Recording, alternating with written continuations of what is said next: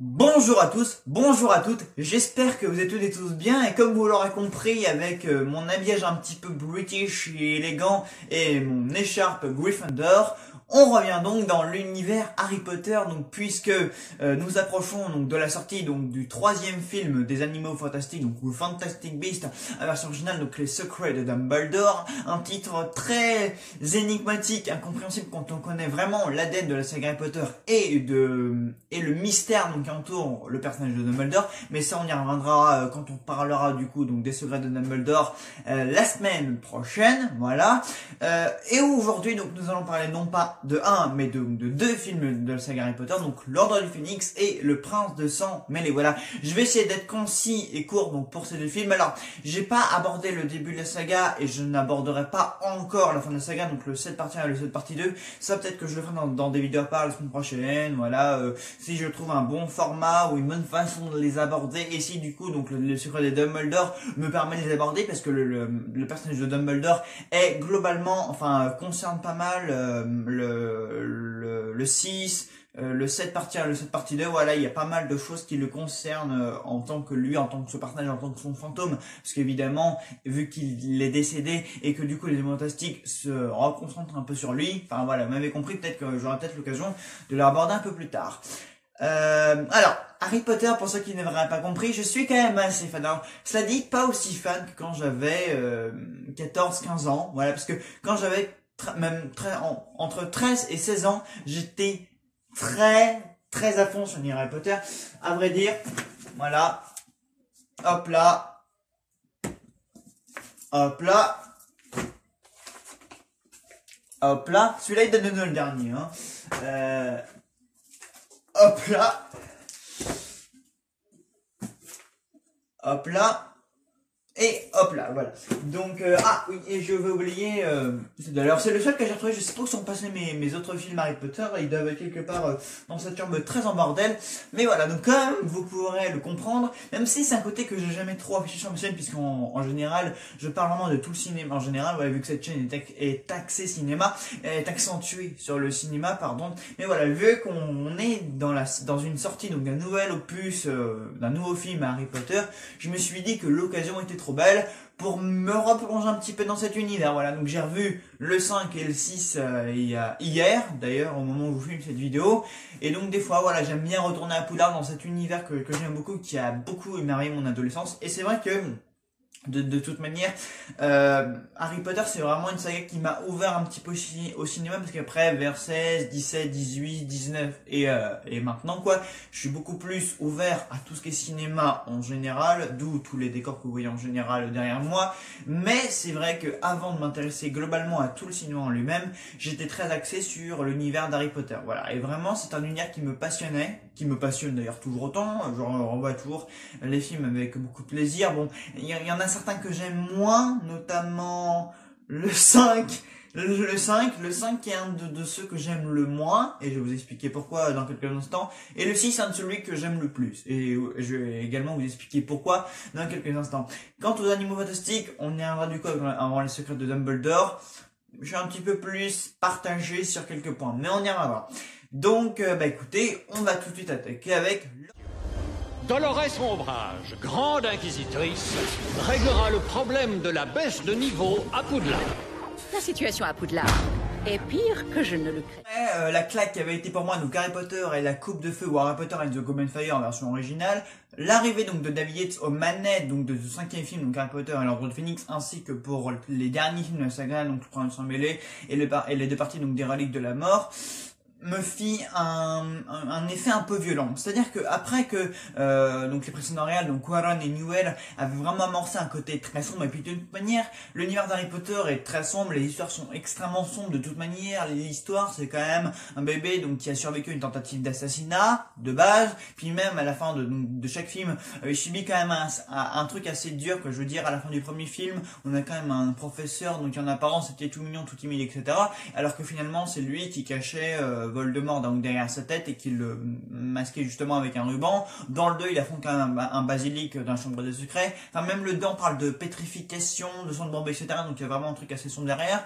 Dans le 3, c'est quand même un évadé de prison. On a aussi un loup-garou, une cabelle hurlante. Et puis dans le 4, voilà, on a toute cette épreuve. Enfin, l'histoire en elle-même d'Harry Potter est vraiment très sombre, mais les réalisateurs derrière, ils avaient vraiment une réalisation, ils avaient vraiment une photographie, ils avaient tout mis en œuvre pour que vraiment le côté sombre de ces histoires, la gravité, la densité de ces histoires ressortent un petit peu à l'écran. Alors que dans l'ordre du Phénix, on est censé être dans un monde anxiogène où du coup Voldemort il est de retour et donc du coup Leto se ressent un peu sur le monde des Moldus, le ministère ne croit pas en Harry, du coup tout le monde le prend un peu pour un menteur, pareil à Poudlard du coup il y a l'arrivée de Dolores Umbridge. D'ailleurs, petit aparté sur Dolores Umbridge, mais c'est quand même du génie, je trouve, et ça c'est peut-être le gros atout du film, même si c'est un personnage que je ne supporte pas. C'est pour moi l'un des plus gros atouts du film d'avoir fait un personnage plus insupportable encore que Voldemort, donc le méchant ultime de la saga, que même Draco Malfoy, donc le camarade donc de Serpentard Casse-Couille de Harry Potter, ou même que tous les autres personnages un peu détestables de la saga, parce que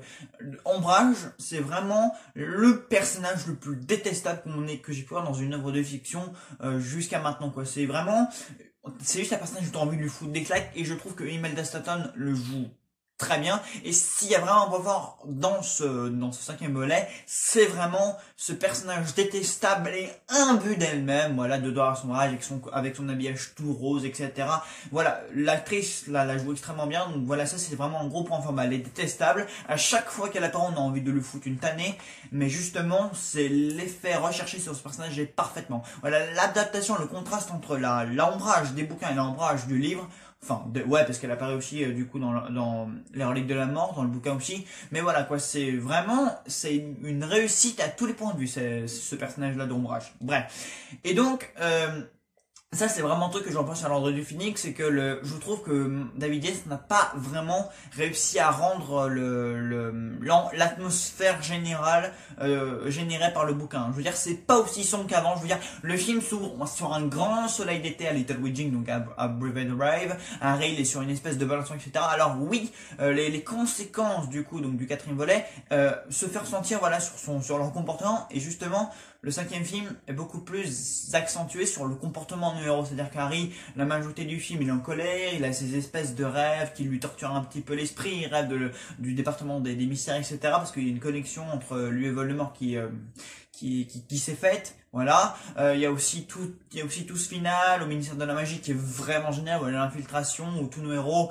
l'armée de Dumbledore, ça c'est vraiment bien, mais je trouve que niveau réalisation, niveau photographie, je trouve que là-dessus il y a vraiment un laisser-aller total, quoi. Je veux dire, il y a pas vraiment de plan, alors peut-être si dans le montage des fois il y a des petits fondus intéressants, mais je trouve que niveau réalisation, niveau mise en scène, niveau photographie, c'est vraiment pas ça. Et même dans la mise en scène, par exemple, le duel final, le duel entre Voldemort et Dumbledore, je le trouve pas si grandiose que ça. Enfin, je veux dire, on parle quand même des deux plus grands sorciers qui s'affrontent, et ils s'affrontent dans le hall du ministère de la magie, quoi. Je trouve que leur duel, déjà, il ne dure pas assez longtemps, il manque un peu d'ampleur, et puis même, voilà, donc tout ce duel entre l'ordre du Phénix et les Mange-Morts, voilà, quand ils viennent secourir, Harry et ses camarades, voilà, qui sont venus dans l'espoir de sauver Sirius. Pareil, ça manque un peu grandiose, enfin c'est filmé avec rapidité, la caméra est libre, elle se balade un peu dans tous les sens pour filmer les moindres détails de l'action qui est en train de se passer, voilà, mais je trouve qu'il manque quelque chose. Bon, et on sait que David Yates, il a un savoir-faire de réalisation. Dans Le Prince de Sang Mêlé, il fera beaucoup mieux que ça. Dans Les Reliques de la Mort partie 2, la réalisation, je l'ai trouvé 10 fois mieux. Voilà, il avait 10 fois mieux su capter les côtés grandioses dans Les Reliques de la Mort partie 2. Voilà, pour filmer donc toute la grande bataille de Poudlard et même les moments les plus dynamiques. Parce que L'Ordre du Phénix, c'est un film que je trouve qui est très très plat, voilà, et qui est très très plat, non seulement dans son rythme, alors que le bouquin dégage vachement d'activité et d'énergie, etc. Voilà, ce qui se passe beaucoup de choses, et je trouve qu'en plus d'avoir reçu un bon nombre de parties donc du bouquin, notamment la visite à Sainte-Mangouste, toutes les parties de Quidditch, etc., je trouve que malheureusement il a eu du mal à vraiment faire vivre toute l'énergie, tout ce que dégageait le bouquin. Et ça, c'est vraiment dommage. Voilà, c'est un film, L'Ordre du Phénix, c'est un film qui est extrêmement lumineux, voilà, qui est très épuré, où il y a beaucoup d'espace, voilà, il y a beaucoup de scènes où on veut nous faire ressentir la solitude de Harry, notamment lorsqu'il marche seul, voilà, dans la forêt interdite, ou même dans les extérieurs de Poudlard. Tout est très vaste, tout est très, il est très seul pour nous faire ressentir qu'il est très seul dans ce monde-là. Mais en fait, c'est vraiment ce que je veux reprocher, quoi. Là, c'est vraiment très épuré, mais voilà, et je trouve que tout est vraiment très très plat. Même dans la filtration, en fait, c'est pas qu'on n'y croit pas, mais elle manque vraiment de grandiloquent, de grandiose, etc., quoi. Peut-être à part le passage dans le numérique, quand ils sont entourés donc de toutes les prophéties, etc., et que il y a ce duel entre les Mange-Morts et donc du coup notre jeune groupe, du coup dans la salle des prophéties, ça c'est un moment réussi. Mais pareil, la mort de Sirius, à part peut-être le moment où le son est coupé et où on voit Harry exploser de douleur parce qu'il du coup il vient de perdre son parrain, mais même cette mort là dans le livre je l'ai 10 fois plus ressenti que dans le film, parce que dans le film en fait c'est juste voilà, Sirius donc qui passe l'arcade et c'est tout, quoi. Il y a rien de plus, l'impact n'est pas marqué au point où on le devrait même marquer. Mais même comment sa mort elle arrive, je veux dire, t'as Bellatrix comme ça, donc cette nana cinglée, donc très bien jouée par Helena Bonham Carter, au passage, voilà, elle lui fout juste un Avada Kedavra en pleine face et puis voilà, il meurt et 2 secondes après on est déjà passé donc sur Voldemort qui est là, et je trouve voilà que sur le coup la mort de Sirius n'est pas assez marquée, quoi. C'est le moment, il dure à peine 1 minute, quoi. Je veux dire, il passe l'arcade, il éclate en pleurs, après il course Bellatrix, après il y a Voldemort qui arrive, après on passe directement sur une autre scène d'action, enfin sur le duel Harry Voldemort Dumbledore, on passe directement sur autre chose, quoi. Donc je trouve qu'on passe vraiment trop vite sur certains éléments, voilà. Quelques petites dernières choses encore sur Ordre du Phénix. Luna Lovegood, j'aime beaucoup ce personnage, voilà, très lumineuse, Evala Lynch la joue vraiment très bien, voilà, c'est une jeune fille un petit peu pas très ordinaire, voilà, qui présente peut-être d'un fait elle est dans son monde à elle, quoi, et vraiment ça je l'ai beaucoup aimé comme personnage, voilà. En plus physiquement je trouve qu'elle s'adapte on la croit tout droit sortie du bouquin, enfin oui elle est sortie du bouquin, bien entendu c'est pas un personnage qui a été intégré comme ça, mais je trouve que voilà qu'on l'a prise du bouquin, et je trouve c'est voilà, quoi, je trouve que c'est un peu comme le trio, quoi. Ils sont vraiment sortis du bouquin, enfin je veux dire on ne l'aurait pas imaginé autrement que ça, voilà. Et contrairement à certains moments, à certaines scènes d'Harry Potter, je sais pas si vous me voyez, de façon générale, tout le casting d'Harry Potter a été choisi parfaitement, ça y a pas de problème, mais je trouve que Luna elle a vraiment ce petit plus qui fait que voilà, elle est un petit peu à part, mais en même temps elle est un peu avec les autres, quoi. Il y a son personnage, il a vraiment pris sa place, alors que pourtant c'est un personnage, elle va devenir primordiale pour le reste, mais je trouve qu'on l'intègre assez bien au film, que je trouve qu'elle a vraiment une personnalité. On la voit peut-être pas beaucoup, enfin elle apparaît dans pas mal de scènes, mais sans être principale, sans qu'on la voie tout le temps, elle apparaît assez pour vraiment marquer le spectateur, quoi. Je trouve vraiment qu'elle a un côté lumineux, bien à elle, une personnalité bien définie. Ça, j'ai vraiment beaucoup apprécié ce personnage. Je trouve qu'elle a, voilà, quoi, même sa petite voix, elle est discrète, mais à la fois elle agit quand même, enfin voilà. Pareil, on voit un peu ce qu'ils essayent de faire avec Neville, voilà, qui pareil aura une plus grande place dans les derniers films de la saga. Bon, la relation Harry et Cho, fallait peut-être pas vraiment s'en occuper, vu qu'ils ont juste une scène, voilà, où ils s'embrassent, mais vraiment ça c'est inutile. Ombrage, du coup, comme je le disais, personnage détestable, mais voilà, quoi, du charisme, j'adore la détester, enfin je la supporte pas, mais c'est fait pour, donc c'est réussi, voilà. Voilà, donc globalement, dans du Phoenix, en fait, c'est plus sur un point de vue technique que je vais avoir du mal, sur sa réalisation un petit peu platonique, sur sa photographie un peu inexistante, enfin, pareil, Rogue, pour revenir brièvement sur les personnages, Rogue, Alan Rickman, parfait, voilà, les scènes de Legilimency, voilà, quand il doit aider Harry à se protéger contre Voldemort qui tente un peu d'être ses pensées, j'aime beaucoup ce truc-là, il le joue vraiment très bien. De toute façon, Alan Rickman, quel grand acteur c'était, hein, de toute manière, ça vous le savez déjà, mais voilà, je trouve qu'il incarne très très bien.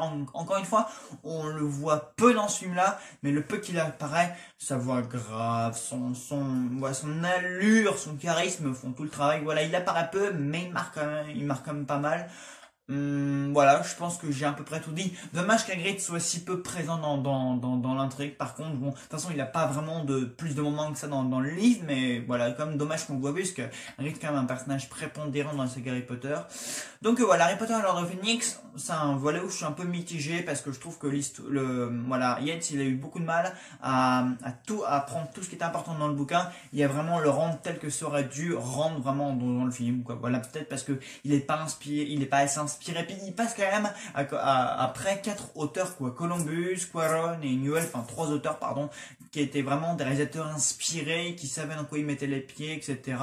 Même la BO, peut-être la BO d'Ombrage à la rigueur, mais c'est tout, voilà. Donc c'est plus sur le côté technique et je trouve que voilà, il a manqué l'occasion de rendre certaines scènes assez grandioses. Voilà, il a manqué le coche sur quelques moments.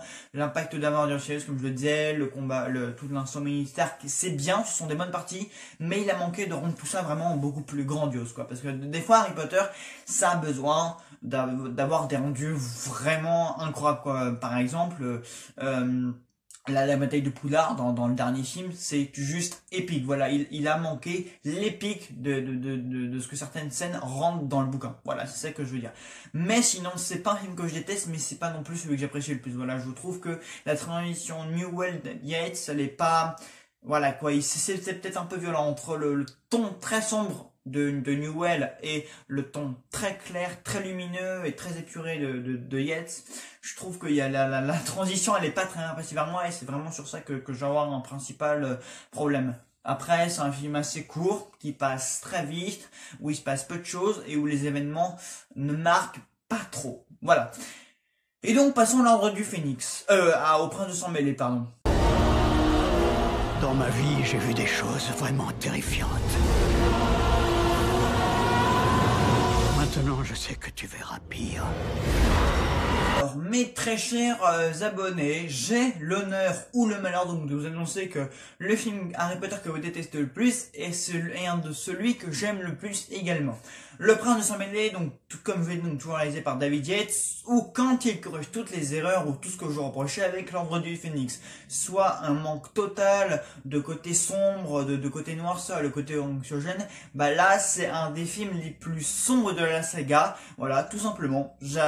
On sent, voilà, donc dès la scène d'introduction, voilà, quand les Mange-Morts, ils envahissent un petit peu le monde des Moldus, ils capturent Ollivander, ils détruisent le pont, juste avec cette scène-là, je me suis dit, ok, ça c'est ce qu'on aurait dû voir du coup au début, enfin c'est le type de scène du coup qu'on aurait dû voir au début donc de l'Ordre du Phénix. Et là je me suis dit voilà, là on renoue avec le côté anxiogène, on sent vraiment que le danger il plane, que Voldemort il est de retour, que le danger il passe sur le monde aussi bien donc des sorciers que des moldus, etc.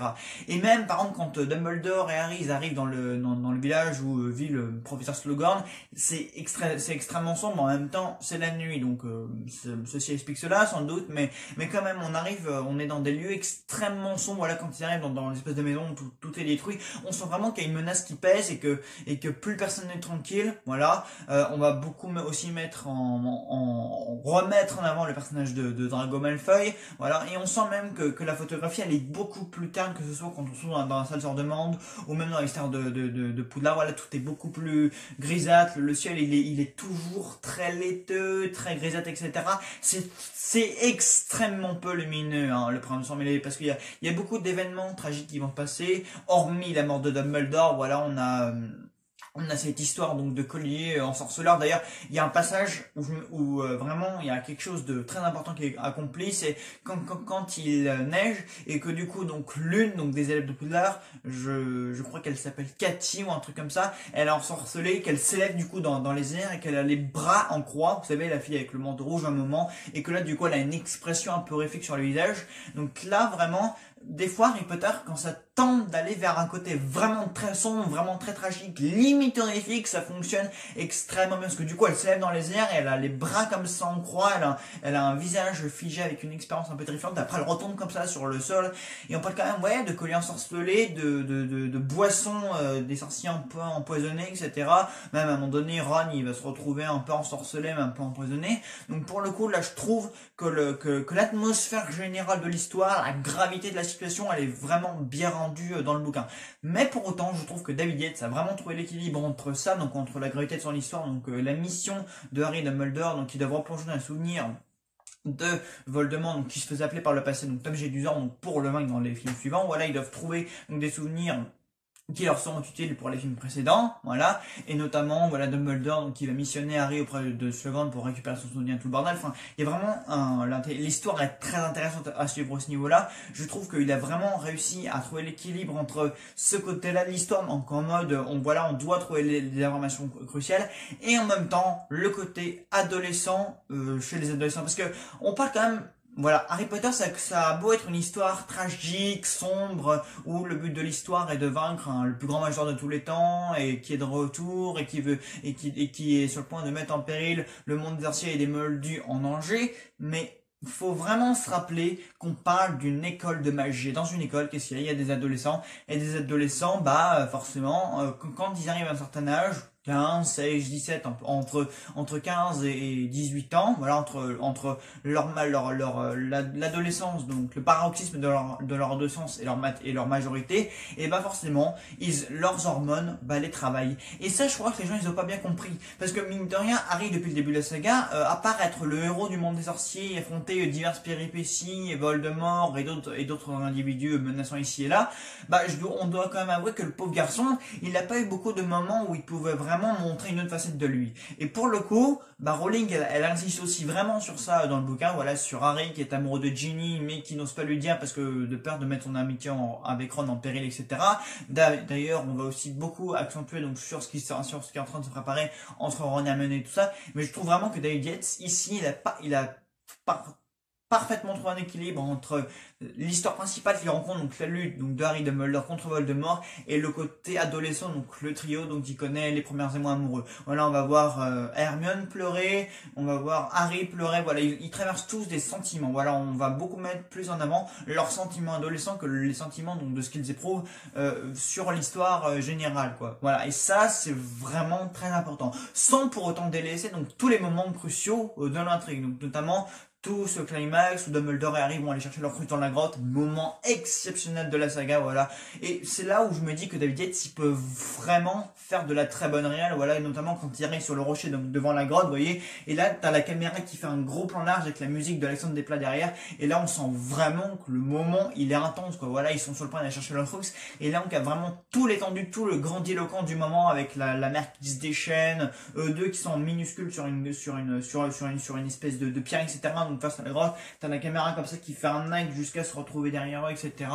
Avec le vent derrière, enfin vraiment la scène est magnifique, même quand ils sont dans la grotte, avec Harry qui doit forcer donc Dumbledore à boire une espèce de boisson pour récupérer un Horcrux, etc. Enfin, c'est un opus qui est très grave, qui est très dense, qui est très intense dans tout ce que les personnages vont traverser, mais pour autant, voilà, on trouve quand même des moments pour s'intéresser à ce qu'ils vivent en tant qu'adolescents. Et moi, je trouve ça très intéressant, voilà. On sait, voilà, ça va faire, quand on est arrivé auprès de son mêlée, ça fait, 2-3 films maintenant qu'on sait que Ron et Hermione partagent plus que les sentiments amicaux. À un moment donné, il fallait travailler sur ça, parce que c'est pas dans les reliques de l'amour ou dans le dernier film qu'il aura vraiment fallu s'intéresser. Voilà, leur histoire, elle avait besoin vraiment de trouver comment une première étape entre parenthèses sentimentale avant de vraiment trouver un aboutissement concret dans le dernier film, quoi. C'est pas dans cette partie 1 ou dans cette partie 2 qu'il aura fallu se rendre compte, ah ben oui, c'est vrai, Ron et Hermione, en fait, ils ont des sentiments l'un pour l'autre. Non, pareil pour Harry et Ginny, voilà, ça fait la moitié de la saga qu'on sait que elle en pense pour lui, et que lui, du coup, il y a des sentiments qui se rient aussi de son côté pour elle, et là aussi, il fallait un peu accentuer sur ça, voilà. Bon, du coup, c'est vrai qu'entre Harry et Cho dans le précédent film, dans l'ordre du Phoenix, du coup, ça c'était raté. Et là, pour le coup, c'est un petit peu plus mis en avant. Voilà, on voit qu'il la regarde, qu'il porte de l'intérêt pour elle. Enfin, voilà, il y a vraiment quelque chose qui se fait vis-à-vis de ce côté-là, de ce côté adolescent-là. Et ça, je trouve que c'est très bien réussi. Et pour autant, voilà, on a une filmographie extrêmement terne. Tous les personnages sont correctement développés. Que ce soit Slughorn et ses intentions envers Harry. Pareil, Dumbledore est beaucoup plus mis en avant. Et puis même, les souvenirs de Voldemort, ils sont vraiment super intéressants. Et pour ça, il y a ceux qui disent, oui, mais la moitié des souvenirs sur Tom Jedusor ont été effacés. Je trouve que concrètement ça va, on a gardé ce qui était le plus intéressant, donc à savoir la rencontre entre Dumbledore et le jeune Tom Jedusor, et même l'acteur qu'ils ont choisi, donc qui est justement le neveu de Ralph Fiennes, je trouve qu'il est très mal choisi parce que justement son visage laisse préconiser que il va devenir le mage d'or qu'on connaît tous, là où on est rendu la saga. Donc je trouve au contraire que Yates il a sélectionné donc les souvenirs nécessaires afin justement donc d'y insérer ce qu'il avait besoin pour la continuité donc de son histoire, et sans à la fois, parce que si on avait rajouté tous les souvenirs, peut-être qu'il y a certains moments sur certains autres moments de l'histoire qu'il aurait dû passer sous la trappe, et notamment le côté adolescent donc qui aurait du coup été passé sous la trappe et qui nous aurait du coup qui nous aurait fait oublier qu'on est dans un film de teenage movie, parce qu'Harry Potter avant tout c'est une saga avec des gamins, des adolescents dans une école de magie, etc. Et on aurait oublié ça du coup, et là on met aussi ce côté en avant, on se concentre aussi sur ça, et ça c'est vraiment important, parce qu'Harry Potter malgré tout on a tendance à l'oublier, mais c'est un adolescent qui a vécu que des merdes pendant la majorité de son adolescence, et pour une fois je trouve qu'il est important. Et c'est pour ça que je suis vraiment content que ce soit vraiment exploré, qu'ils vivent autre chose que des merdes, que pour une fois, voilà, il y a même des scènes au dernier où il est avec Ginny, etc. Enfin voilà, il y a quelques moments où c'est très subtilement suggéré qu'il est en train de se passer quelque chose entre eux, que leurs sentiments et les travaillent réciproquement. Et ça, je trouve que c'est vraiment intéressant que ce côté-là, il est exploré, sans pour autant délaisser ce qui est le plus important pour la continuité de l'histoire. Donc oui, le Prince de Sang Mêlé, je le trouve vraiment très bon, très bien joué, voilà, tous les acteurs ils sont vraiment excellents, même les personnages beaucoup plus secondaires, genre Malfoy, Lestrange et toute la clique de Mange-Mort, voilà, je trouve qu'il y a vraiment, je trouve qu'on laisse de la place à peu près tout le monde, voilà, puis même les scènes, voilà, dans le bureau de Dumbledore, on ressent vraiment la gravité de ce qui est en train de se passer, de ce que les deux ont fait dire, et on sait ce qui est important pour le reste de la saga, voilà. Et voilà, on apprend l'existence des Horcruxes, on apprend ce que c'est, donc voilà, des informations primordiales pour conclure la saga comme il se doit, avec les informations dont le spectateur a besoin pour poursuivre cette histoire. Et voilà, on ne délaisse pas ce qui est important, et on laisse ce qui est important. Voilà, tout ce qui est important à savoir et à mettre en place pour la fin de la saga, elle est mise en place, et voilà quoi, avec en prime on a une belle BO, on a une belle photographie, on a une réalisation beaucoup plus inspirée, beaucoup plus libre, voilà, la caméra elle se balade, on a même quelques scènes de Quidditch en prime, voilà, donc pour mettre en avant du coup le côté Quidditch très important dans les 2-3 premiers films de la saga, voilà, également dans les livres, et voilà, et c'est vrai que le bouquin était plus passionnant, oui, parce que dans le bouquin on a beaucoup plus de détails sur l'histoire, entre parenthèses, de Tom Jedison, voilà, on a beaucoup plus de détails. Mais encore une fois, voilà, David Yates, il a dû sélectionner donc les souvenirs qu'il allait garder, et je trouve qu'il s'en est admirablement sorti. Voilà, vraiment pour moi, il a très bien réussi son adaptation. Voilà, pareil, je disais que les événements dramatiques dans l'Ordre du Phénix, notamment la mort de Sirius, le duel entre Voldemort et Dumbledore, n'étaient pas assez impactants, qu'il n'y avait pas assez de gueule.